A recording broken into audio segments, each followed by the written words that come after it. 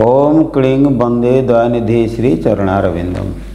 आज आम विशेष कथा आलोचना करिबा कि नपुंसक मध्य पिला जन्म करिपारे। ए कथा विज्ञान सम्मत केते दूर सत्य ताहा मु कहि परिबे नाही, मात्र यह पुराण अनुसार सत्य। ए महाभारतर घटना। द्रुपद राजा कर ज्येष्ठ पुत्र शिखंडी से पिला जन्म करथिले। यह होछि तार ज्वलंत उदाहरण। वर्तमान आस से कथाटी को आमे जानिबा। यह महाभारतर कथा। राजा द्रुपदंकर दुई पुत्र और गोटे कन्या संतान थिले। सेमानक मध्यरु शिखंडी तांकर ज्येष्ठ पुत्र थिले। से दिने दिग्विजय करने निमित्त सैन्य सामंत घेनी बाहरिले। ठीक सही दिन उड़ंग देशर राजा मधुकेशर मृगया निमित्त जंगल को शिकार करने को जाइथिले। त्रिवेणी नदी कूल उभय भेटाभेटी हेले। शिखंडी पांचाल देशर राजा द्रुपदंकर पुत्र बोली मधुकेशर परिचय पाइले। फल से तांकु अति आदर सहकारे निज राज्य को घेनीगले। शिखंडीर रूपरे मुग्ध होई राजा मधुकेशर और राणी मदनावती निज कन्या मधुमती को शिखंडी सह विवाह देवाकू मनस्थ कले। शुभ लग्न देखि मधुमती को शिखंडी सह विवाह कराइले। कुमार शिखंडी कन्या सह निज राज्य को प्रत्यागमन कले। राजा द्रुपद पुत्र को कन्या सहित देखि अत्यंत आनंदित हेले, मात्र पर मुहूर्त पुत्रर नपुंसक लक्षण थिबार मने पकाई अत्यंत दुखित हेले। कारण शिखंडी जन्मरु नपुंसक थिले। से जन्म हेबा परे राजा द्रुपद तांकर पुत्र जन्म होईछि बोली घोषणा करिथिले। ए कथा राजा राणी मुदुसुली एवं व्यास व्यतीत अन्य केही जानी नथिले।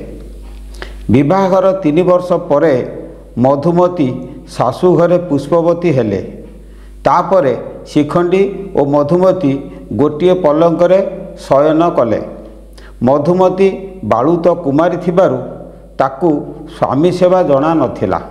तेणु हस खुशी रे एहीपरि भावरे 2 वर्ष बीतीगला। शिखंडी मधुमती ठारू दूरे रहुथाए। दिनकर घटना मधुमती लज्जा छाड़ी स्वामी को निजर निकटवर्ती हेबाकू कहिला, मात्र शिखंडी ताकू विभिन्न आड़ देखाई दूरे रहिबाकू कहिला। मधुमती भाबिला, मोर समकक्ष जेते कुमारी थिले सेमाने समस्ते पुत्रवती हेलेनी। मु की पाप कली जे राजा राजकुमारी होई मध्य पुत्रहीना हेली। एहीपरि चिंता करी दिने शिखंडी निद्रारे अचेतन अवस्थारे शोइथिबा समय रे मधुमती हस्तरे दीप धरी धीरे धीरे स्वामी निकट को गले। वस्त्र काढ़ी देखिले जे शिखंडी देहरे स्त्री किंबा पुरुषर लक्षण नाही। यह देखि से मूर्छित होई तले पड़ीगले।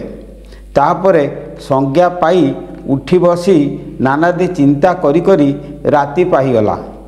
पिता घरू जो मुदुसुली ताहा सहित आसीथिला से ताकू सबु कथा खोली कहिला।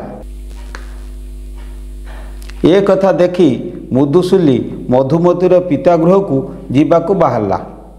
चाली चाली 15 दिन रे जाई पहुँचला और पिता मधुकेशरंक निकटरे समस्त कथा खोली कहिला। मधुकेशर क्रोधरे जर्जरित होई चिंता कले जे मो कन्या जदि अग्नि रे झास देई प्राण विसर्जन करिबो, सेही अग्नि रे शिखंडी को मारी जाली देवी। यह भाबी द्रुपद राज्य को जीवा लगी सैन्य सज कले। ए कथा द्रुपद निकटरे दूत जाई जणाइला। द्रुपद एक हस्ती आरोहण करी डाहाण पार्श्वरे मंत्री सदानंद और बाम पार्श्वरे कनिष्ठ पुत्र धृष्टद्युम्न को संगरे धरी समुदी मधुकेशर निकटरे जाई उपस्थित हेले। उभय ପୁରାନ୍ତକ ଘାଟରେ ଭେଟାଭେଟି ହେଲେ। ମଧୁକିଶୋର କ୍ରୋଧରେ ଜର୍ଜରିତ ହେଉଥାଏ। ତେଣୁ ସେ କାଳ ବିଳମ୍ବ ନ କରି ଦ୍ରୁପଦଙ୍କୁ ବାନ୍ଧି ପକାଇଲେ ଓ ଧୃଷ୍ଟଦ୍ୟୁମ୍ନ ସେଠାରୁ ଖସି ପଳାଇଲେ। ଏଣେ ପାଟରାଣୀ ପଦ୍ମାବତୀ ଶିଖଣ୍ଡୀକୁ ସଙ୍ଗରେ ଧରି ଗନ୍ଧମାର୍ଦ୍ଦନ ପର୍ବତକୁ ରାତ୍ରି ସମୟରେ ପଳାଇଗଲେ। ରାଣୀ ଉଚ୍ଚ ସ୍ୱରରେ ଜଙ୍ଗଲ ମଧ୍ୟରେ କ୍ରନ୍ଦନ କରୁଥାନ୍ତି। ରାତ୍ରି ସମୟ, ନିଃଶବ୍ଦ ଜଙ୍ଗଲ। ଏହି ସମୟରେ ତୁଳାକର୍ଣ୍ଣ ନାମରେ ଏକ ଗନ୍ଧର୍ବ ସେଠାରେ ଆସି ଉପସ୍ଥିତ ହେଲେ। ରାଣୀଙ୍କର କାନ୍ଦ ଶୁଣି ତା ମନରେ ଦୟା ଉପୁଜିଲା। ସେ ରାଣୀକୁ ପରିଚୟ ମାଗିବାରୁ ରାଣୀ କହିଲେ, ଶିଖଣ୍ଡୀ ବିଷୟରେ ତାଙ୍କୁ ସମସ୍ତ କଥା ଖୋଲି କହିଲେ। ରାଣୀ ଶିଖଣ୍ଡୀ ବିଷୟରେ ତାଙ୍କୁ ସମସ୍ତ କଥା ଖୋଲି କହିଲେ। ତୁଳାକର୍ଣ୍ଣ ଅପ୍ସରୀ ପଦ୍ମାବତୀର ପୁତ୍ର ଥିଲେ। ସେ ରାଣୀକୁ ମାଉସୀ ଓ ଶିଖଣ୍ଡୀକୁ ବଡ଼ ଭାଇ ବୋଲି ସମ୍ବୋଧନ କଲେ। ତାହାର ପ୍ରତିକାର କରିବା ନିମିତ୍ତ ସେ ଶିଖଣ୍ଡୀକୁ ଘେନି ସେଠାରୁ ଚାଲିଗଲେ। ନିଜ ବାସଭବନରୁ ସଞ୍ଜୀବନୀ ଔଷଧ ଆଣି ଶିଖଣ୍ଡୀକୁ ଖୁଆଇଲେ ଓ ନିଜର ପୁରୁଷତ୍ୱ ପ୍ରଦାନ କଲେ। ଦେଖୁ ଦେଖୁ ଶିଖଣ୍ଡୀ ପୁରୁଷ ହୋଇଗଲା। ଶିଖଣ୍ଡୀ ତୁଳାକର୍ଣ୍ଣ ପ୍ରସାଦରୁ ପୁରୁଷତ୍ୱ ପ୍ରାପ୍ତ ହେଲା। ତୁଳାକର୍ଣ୍ଣ ତାକୁ ପୁଷ୍ପକ ବିମାନ ପ୍ରଦାନ କଲେ।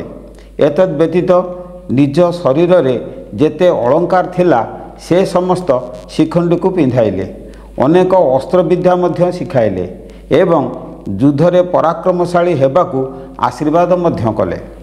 ଏହାପରେ ଦ୍ରୁପଦ ପାଟରାଣୀ ପଦ୍ମାବତୀ ପୁତ୍ରକୁ ସଙ୍ଗରେ ଧରି ପୁଷ୍ପକ ବିମାନ ଯୋଗେ ଯେଉଁଠାରେ ଉଡ଼ଙ୍ଗ ରାଜା ମଧୁକିଶୋର ଦ୍ରୁପଦକୁ ବାନ୍ଧି କରି ରଖିଥିଲେ ସେଠାରେ ଯାଇ ଉପସ୍ଥିତ ହେଲେ। ଶିଖଣ୍ଡୀ ତୁଳାକର୍ଣ୍ଣ ପ୍ରସାଦରୁ ଦିବ୍ୟ ରୂପ ଧାରଣ କରିଥିବାରୁ ତ୍ରିପୁରାନ୍ତକ ଘାଟରେ ଥିବା ମଧୁକିଶୋର ତଥା ତାଙ୍କର ସୈନ୍ୟମାନେ ଭୟରେ କମ୍ପି ଉଠିଲେ। ଶସ୍ତ୍ର ତଳେ ପକାଇ ପ୍ରଣାମ କଲେ। ଶିଖଣ୍ଡୀ ଶ୍ୱଶୁରକୁ ଚାହିଁ କହିଲେ, ଆପଣ କାହା ନିମିତ୍ତ ସୈନ୍ୟ ସଜାଇଛନ୍ତି? ମଧୁକିଶୋର କହିଲେ, ଆରେ ବାବୁ, ତୁମର କେଉଁ ପାପରୁ ଏହି ଶରୀର ନପୁଂସକ ହୋଇଛି? ଶିଖଣ୍ଡୀ କହିଲା, ଆପଣଙ୍କ ଝିଅ କୁଭାସିଣୀ। ସେ ଆପଣଙ୍କୁ ମିଥ୍ୟା କଥା କହିଛି। ଆପଣଙ୍କ ଝିଅ ମୋ କଥା ନ ମାନି ନିଜ ଇଚ୍ଛାରେ ମୋ ସହିତ ପ୍ରୀତି କରିବାକୁ ବେଳ ଅବଳରେ ଇଚ୍ଛା କଲା। ମୁଁ ତାକୁ ବାଧା ଦେବାରୁ ସେ ମୋ ପ୍ରତି ଅନାଦର କଲା। ସେହି କାରଣରୁ ମୋତେ ନପୁଂସକ ବୋଲି ଘୋଷଣା କଲା। ଏ କଥା ଶୁଣି ମଧୁକିଶୋର ଏକ ଦାସୀକୁ ଡାକି କୌତୁକ ଛଳରେ ଜ୍ୱାଇଁକୁ ପରୀକ୍ଷା କରିବାକୁ କହିଲେ। ଦାସୀ ପରୀକ୍ଷା କରି ସତ କଥା କହିବାରୁ ମଧୁକିଶୋର ଖୁସି ମନରେ ଦ୍ରୁପଦଙ୍କ ସହିତ ପାଞ୍ଚାଳ ଦେଶରେ ଯାଇ ଉପସ୍ଥିତ ହେଲେ। ମଧୁମତୀ ଶିଖଣ୍ଡୀର ହସ୍ତ ଧରି ଭିତରକୁ ନେଲେ। ଦ୍ରୁପଦକୁ ସମ୍ମାନ ଜଣାଇ ମଧୁକିଶୋର ଉଡ଼ଙ୍ଗ ଦେଶକୁ ପ୍ରତ୍ୟାଗମନ କଲେ। ଏହାପରେ ଶିଖଣ୍ଡୀର ଦୁଇଗୋଟି ପୁତ୍ର ସନ୍ତାନ ଜନ୍ମ ହେଲେ। ସେହି ଦୁହିଁଙ୍କର ନାମ ଅନଙ୍ଗ ଓ ମକରଧ୍ୱଜ ଅଟେ। ଏଥିରୁ ଜଣାପଡ଼େ ଯେ ଏ କଥାଟି ବିଜ୍ଞାନସମ୍ମତ ନହେଲେ ମଧ୍ୟ ଏ ପୁରାଣ ଦୃଷ୍ଟିରୁ ଏହା ସତ୍ୟ ଯେ ନପୁଂସକ ମଧ୍ୟ ପିଲା ଜନ୍ମ କରିପାରେ। ବର୍ତ୍ତମାନ ଏ କଥାର ଅନ୍ତ ଘଟିଛି। ମୁଁ ଆପଣମାନଙ୍କୁ ଏକ ଭଲ ଶିକ୍ଷା ଦେଇଛି ବୋଲି ମୋର ମନ ହୁଏ। ତେଣୁ ବର୍ତ୍ତମାନ ରହୁଛି। ଓମ୍ କ୍ଳିଂ ବନ୍ଦେ ଦୟାନିଧି ଶ୍ରୀ ଚରଣାରବିନ୍ଦମ୍। ଜୟ ଗୁରୁ, ଜୟ ଗୁରୁ, ଜୟ ଗୁରୁ, ଜୟ ଗୁରୁ।